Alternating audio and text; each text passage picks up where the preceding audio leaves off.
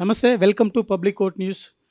తెలుగు రాష్ట్రాలకు సంబంధించి మాజీ ముఖ్యమంత్రుల విషయంలో ఒకరు శుక్రవారం కోర్టుకు హాజరవుతే మరొక ముఖ్యమంత్రి ఖచ్చితంగా మరి జైలు పాలవుతారని వార్తలు వినిపిస్తున్నాయి. తాజాగా ఎలక్ట్రిసిటీకి సంబంధించి ఒక కమిషన్ మరి నోటీసులు కూడా జారీ చేయడం జరిగింది. ఇంకోవైపు గొర్రెలకు సంబంధించి కూడా పెద్ద కుంభకోణం జరిగింది. దీంట్లో కూడా మాజీ మంత్రులు కూడా అరెస్ట్ అవుతారని చెప్పేసి పెద్ద ఎత్తున వాదనలు వినిపిస్తున్నాయి. నిజానికి వీరికి అరెస్ట్ అవుతారా? కారా? లేకపోతే వీరు కూడా అంటే జగన్మోహన్ రెడ్డి ఏ విధంగా అయితే శుక్రవారంకి కోర్టుకు హాజరవుతున్నాడో అదే విధంగా వీళ్ళు కూడా జైలుకి వెళ్లేందుకు అవకాశం ఉందా? మరి దీనికి సంబంధించి మనతో మాట్లాడేందుకు నేరెళ్ల మాల్యాద్రి సుప్రీంకోర్టు న్యాయవాది, ఈ మాజీ జిల్లా న్యాయమూర్తి మనతో పాటు ఉన్నారు. వారిని అడిగి తెలుసుకుందాం. సార్, ప్రత్యేకంగా ఇప్పుడు తెలుగు రాష్ట్రాల్లో కేసులు తెర మీదకి వస్తున్నాయి. అక్కడ ఏపీలో జగన్మోహన్ రెడ్డి కేసు కావచ్చు, తెలంగాణలో కేసీఆర్కి సంబంధించి కేసులు కూడా బయటికి వస్తున్నాయి. అవినీతి ఆరోపణలు ఎదుర్కొంటున్నారు. అసలు ఎట్లా చూడొచ్చు? వీళ్ళు కూడా జైలుకి వెళ్తారా జగన్ లాగానే? నమస్కారం అండి. ముందుగా పబ్లిక్ కోర్ట్ న్యూస్ ప్రేక్షకులకి, యాజమాన్యానికి ప్రత్యేక ధన్యవాదాలు, నమస్కారాలు. మరి ఇంత చక్కటి మంచి విషయం మీద మీరు ఇలా మాట్లాడటానికి వచ్చారు. చట్టం తన పని చేసుకుంటూ పోతుంది. అయితే ప్రస్తుతం జ్యుడిషియల్ కమిషన్ ఆఫ్ ఎంక్వైరీని అపాయింట్ చేశారు. గౌరవనీయులు జస్టిస్ నరసింహారెడ్డి గారి ఆధ్వర్యంలో జరుగుతున్నాయి. దాంట్లో ఇచ్చిన నోటీస్కి ఎక్స్ప్లెనేషన్ మరి కేసీఆర్ గారు పంపించడం జరిగింది. ముఖ్యంగా న్యాయమూర్తిగా మీరు ఈ కమిషన్లో ఎంక్వైరీ ఆఫీసర్గా వచ్చారు. మీరు తెలంగాణ బిడ్డ, మీకు అన్నీ తెలుసు. మనం ఎన్ని కష్టాలు పడ్డాము. మరి మీరు principles of natural justice follow కాకుండా ముందుగానే కొన్ని ఒపీనియన్స్ మీరు ప్రెస్కి ఇవ్వటం జరిగింది. దానివల్ల మా డౌట్స్ మాకు ఉన్నాయి. కాబట్టి మీరు దీంట్లో ఎంక్వైరీ ఆఫీసర్గా కంటిన్యూ అవ్వడానికి కుదరదని కూడా వాళ్ళు చెప్పడం జరిగింది. అప్పుడున్న అర్జెన్సీ వల్ల ఈ కాంట్రాక్ట్ ఓపెన్ టెండర్గా తీసుకోవడం జరిగిందని చెప్పారు. అలా మరి వాళ్ళ ఎక్స్ప్లెనేషన్ 12 పేజీలు ఎంతో ఇచ్చారు. దాంతోపాటు కొంతమంది అదర్ ఆఫీసర్స్ని కూడా మరి స్టేట్మెంట్స్ అవి రికార్డ్ చేశారు. అయితే ఇక్కడ 2 ముఖ్యమైన విషయాలు. అప్పుడు నిజంగా అర్జెన్సీ ఉందా లేదా? అర్జెన్సీ ఉన్న ఓపెన్ టెండర్లో చేయాలా, లేకపోతే టెండర్ కాల్ఫర్ చేసి చేయాలా? ఏ స్థాయిలో ఎవరు అధికారాలు ఉపయోగించి అప్పుడు పర్చేజ్ చేశారు? ఇది చాలా ముఖ్యమైన విషయం. తర్వాత మరి 2 లీగల్ విషయాలు కూడా దీంట్లో రైజ్ చేశారు. ఒకటి ఏంటంటే, వీళ్ళు Sikkim regulatory authority, Telangana regulatory authority jurisdiction Sikkim regulatory అథారిటీకి ఇచ్చేశారు. 2 స్టేట్స్ మధ్య జరిగినప్పుడు నేషనల్ కమిషన్కి ఇవ్వాలి. దాన్ని కూడా తప్పుపడుతున్నారు. తర్వాత హై రేట్ ఆఫ్ పర్చేజ్, అది అవసరమా అప్పుడు? దాని తర్వాత ఇంకో ముఖ్య విషయం ఏంటంటే, మనం తర్వాత సర్ప్లస్కి వచ్చేసాం. అంటే తెలంగాణ రాష్ట్రం సర్ప్లస్కి వచ్చింది. కొంతకాలం ఆంధ్ర నుంచి కూడా కరెంటు తెచ్చుకోవడం జరిగింది. చాలామందికి తెలిసిన విషయం ఏంటంటే, 2 రాష్ట్రాలు విడిపోయే ముందల కరెంట్ ఇబ్బందులు పడతారు తెలంగాణలో అని చెప్పడం జరిగింది. అటువంటి ఇబ్బందులు లేకుండా కాలక్రమేణా ఇక్కడ ప్రొడక్షన్ ఎక్కువైంది. అవన్నీ తెలిసిన విషయాలే. అయితే ఈ స్టేజ్లోనే కొంతమంది సోషల్ మీడియాలో కానీ లేకపోతే వాళ్ళ ఒపీనియన్స్లో ఏదో కేసీఆర్ గారు నేరం చేసేసారు, ఆయన దీంట్లో అరెస్ట్ అయిపోతారు, లేదా ఆయన తీసుకున్న వాదన కరెక్ట్ కాదు, ఇలాంటిది మనం వింటూ ఉన్నాం.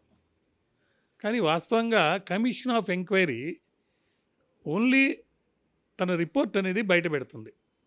అది కూడా ఎవరు అపాయింట్ చేశారో వాళ్ళకి రిపోర్ట్ ఇస్తుంది. దాని మీద గవర్నమెంట్ తదుపరి చర్యలు తీసుకునే అవకాశం ఉంది. ఒకవేళ నిజంగా పబ్లిక్ ఎక్స్చేంజ్కి ఏమైనా లాస్ వచ్చిందా, ఎవరైనా కరప్షన్ అనేది చేశారా, అంటే రేట్ ఫిక్సేషన్లో కానీ లేకపోతే అర్జెన్సీ లేకపోయినా అర్జెన్సీ ఉన్నట్టు క్రియేట్ చేసుకోవడంలో కానీ ఇటువంటి వాటిలో మ్యాలిస్, అంటే ఫెయిర్గా లేకుండా ట్రాన్స్పరెంట్ లేకుండా యాక్ట్ చేశారా, వీటి మీద జరగద్దు అనమాట. ఈ కమిషన్ దీంట్లో ఏం అరెస్టులు అటువంటివి ఏమి ఉండవు. తర్వాత కమిషన్ యొక్క ఎంక్వైరీ చేసే జడ్జి గారి మీద కూడా ఒక నిందారోపణ చేశారు కాబట్టి మరి ఆయన దీన్ని కంటిన్యూ చేస్తారా లేకపోతే ఆయన తప్పుకుంటారా? జనరల్గా కోర్టులో జడ్జిగా అయితే కొన్నిసార్లు ఇటువంటి సందర్భాలు వచ్చినప్పుడు న్యాయమూర్తులు వాళ్ళు మారే అవకాశం ఉంది. కానీ ఇక్కడ ఆయన మీద ఎటువంటి అంటే ఈ ఎంక్వైరీ ఆఫీసర్ మీద కరప్షన్ అలిగేషన్ ఏం చెప్పలేదు. కాబట్టి మీరు ఎక్స్‌ప్రెస్ చేసేసారు ముందే వ్యూ అనే ఒక్క మాట అంటున్నారు. కానీ నేను ఆయన ఇంటర్వ్యూ కూడా చూడటం జరిగింది. ఇప్పుడు ఆయన న్యాయమూర్తి కాదు, ఎంక్వైరీ ఆఫీసర్. కాబట్టి ఎంక్వైరీ ఆఫీసరు జరుగుతున్న విషయాల్ని ప్రెస్‌కి రిలీజ్ చేశారు. So right to freedom of speech and expression article 19 కింద ఉంది కాబట్టి సో ఇది పబ్లిక్‌కి ప్రతి విషయం తెలియాలి కాబట్టి ఆయన చెప్పింది కూడా ఎవరేం చెప్పారు, ఎవరెవరిని పిలుస్తున్నారు, ఎవరేం చెప్పారు. కొంతమంది ఇంతకుముందు ఆల్రెడీ కొన్ని కంప్లైంట్స్ ఇచ్చున్నారు. ఇటు కాంగ్రెస్ పార్టీ తరపున కొంతమంది నాయకులు, కొంతమంది మేధావులు, ఇట్లా వాళ్ళల్లో ఎవరిని విచారిస్తున్నారు, ఎవరు వస్తున్నారు, ఇటువంటి విషయాలే చెప్పడం జరిగింది. ఫైనల్గా ఆయన చెప్పేటప్పుడు నా ఒపీనియన్ ఇప్పుడు ఏం చెప్పడం లేదు, జరుగుతున్న విషయాలను చెప్తున్నాను, మొత్తం అయిన తర్వాత రిపోర్ట్ ఇస్తానని కూడా చెప్పారు. కాబట్టి ఈ స్థాయిలో ఈ స్టేజ్లో ఒక నిందారోపణ చేసి ఆ నిందని బేస్ చేసుకొని ఆయన తప్పుకోవడం కానీ లేదా ముందుగానే అందరూ ఒక ఒపీనియన్కి వచ్చి ఇది కేసీఆర్ చేసినటువంటి తప్పు, దీంట్లో కరప్షన్ ఉంది అనటానికి కానీ ఎటువంటి అవకాశం లేదు.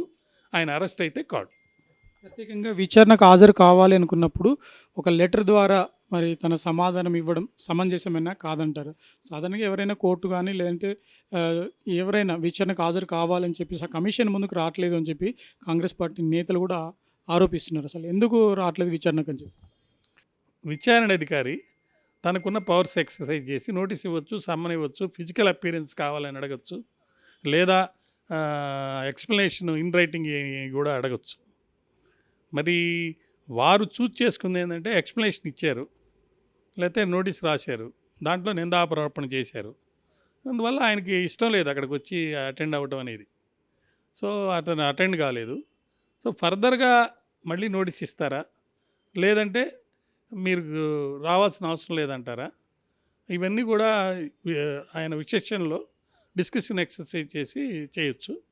ఇక్కడ పర్సనల్గా వచ్చి అటెండ్ అయ్యి చెప్పాల్సినంత అవసరం నాకేం కనపడలేదు. ఎందుకంటే ఒక మాజీ ముఖ్యమంత్రిగా ఆయన స్థానంలో అప్పుడు పవర్ని ఎక్సర్సైజ్ చేశారు. అది మ్యాలిస్ ఉంటే రికార్డెడ్గా అది ప్రూవ్ చేయాలి. ఇది ఇట్స్ నాట్ కోర్ట్ కాదు కదా, ఇట్స్ ఓన్లీ జ్యుడిషియల్ ఎంక్వైరీలో భాగంగా ఇది చేశారు. రానంత మాత్రాన ఏదో నిందారోపణ రుజువైందని కానీ, రాలేదు కాబట్టి అరెస్ట్ వారెంట్లు వేయటం కానీ అటువంటి ఏమీ జరగకపోవచ్చు. విచారణ పూర్తయితే కానీ వెలువడే ఫలితాల తర్వాత లేదంటే వారు తీసుకున్న నిర్ణయాలపైన ఆధారపడి ఉంటుంది. అంటే విచారణ అధికారి తమ యొక్క ఫైండింగ్స్ని రిపోర్ట్ రూపంలో కన్సర్న్డ్ అథారిటీకి, ముఖ్యంగా గవర్నమెంట్కి సబ్మిట్ చేస్తారు.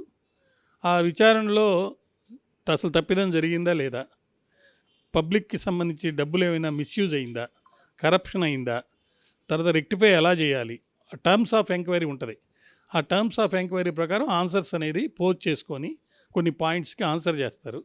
దాన్ని బేస్ చేసుకొని క్రిమినల్ కేసెస్ పెట్టాలా, లేకపోతే ఏసీబీకి ఏమైనా రెఫరెన్స్ చేయాలా, లేదంటే ఫర్దర్గా కొత్త చట్టం ఏమైనా తీసుకురావాలా, లేదంటే ఇప్పుడున్న పరిస్థితుల్లో ఇమ్మీడియట్గా ఎవరెవరైతే జ్యుడిషియల్ పవర్స్ ఎక్సర్సైజ్ చేశారో దీంట్లో డెసిషన్ మేకింగ్ అథారిటీస్, అడ్మినిస్ట్రేటివ్ లాలో ఎలా ఉంటుందంటే డెసిషన్ మేకింగ్ చేసేటువంటి అధికారులకి కొంత డిస్క్రిప్షన్ ఉంటుంది.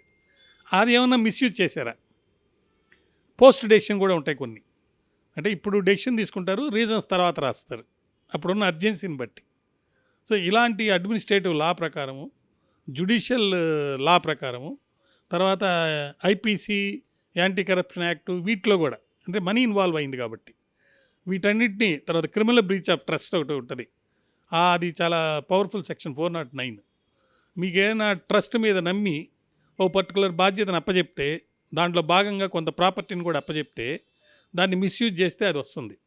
ఇప్పుడు చంద్రబాబు నాయుడు గారి మీద కానీ అటువంటి కేసులన్నింటిలో కూడా ఆ 409 వచ్చింది కాబట్టి వెంటనే అరెస్ట్ చేయటం, బెయిల్ కూడా రాకపోవడం జరిగింది. ఇప్పుడు ఆ స్టేజ్లో లేదు ఇది. కాబట్టి రిపోర్ట్ వచ్చిన తర్వాతనే ఫర్దర్ యాక్షన్ అనేది ఉంటుంది.